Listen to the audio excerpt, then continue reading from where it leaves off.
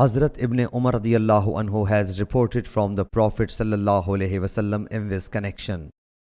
Hazrat Aisha radiyallahu anha told Urwa, Barira came to her to seek her help in purchasing her freedom and she had paid nothing. Hazrat Aisha radiyallahu anha said to her, Go to your masters. If they like, I will pay the amount for purchasing your freedom, and if I do so, the right of inheritance from you will go to me. So Barira mentioned it to her masters.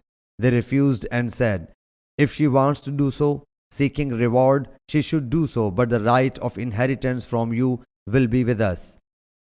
So when she mentioned it to Allah's Apostle sallallahu alaihi wasallam, Allah's Apostle sallallahu alaihi wasallam said to her, Purchase her and then manumit her, for the right of inheritance goes to the one who emancipates.